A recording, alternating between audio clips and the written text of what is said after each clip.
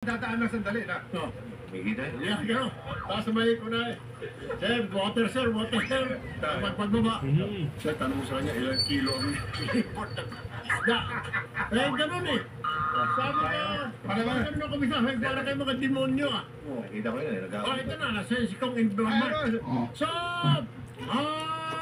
kahapon Kong Mar, kung napansin niyo yung mga waiter na taga-silbi ng mga pagkain, parang allergic itong si Kong, si Secretary Laurel, na mababaan ang presyo ng bigas. Parang gusto happy na siya.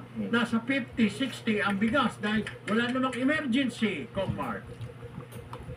Yes, Kong Erwin, kasi nung tumagal po, nung hapon na po, nabalikan po ito ni Kong Stella, yung napunto po na naging dahilan nga po na banggit ni Secretary Laurel.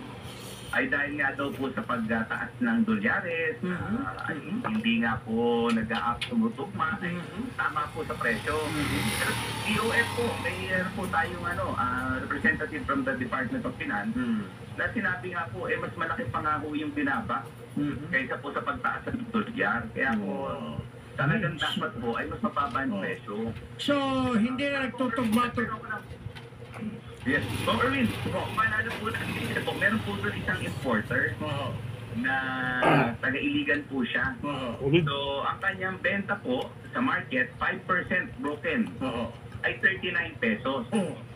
So, ibig sabihin, kayang-kaya po talaga po yung Iligan yun. Iligan. Iligan. At kinonfirm po ng DTI na meron pong ganun pong binibenta na medyo mahabang panahon na. So tama po ito, hindi po yung tamang kwentada po ito. So dapat sa 39 lang talaga. Si Roy, pinakamaganda na Congressman na Inverga, 45. Yun ang pinakamaganda. Yun ang may mabango, etc. Diba? Dapat. Opo, baka po sa mga fragrant variety, yung fragrant po na... Yan na yung mga isinisilbi sa mga hamburger chain. Yan. Yung mga only rice sa mga mang-asar. O ganito. Di ba? Baka yan siguro. Yung fragrant. Yun ho...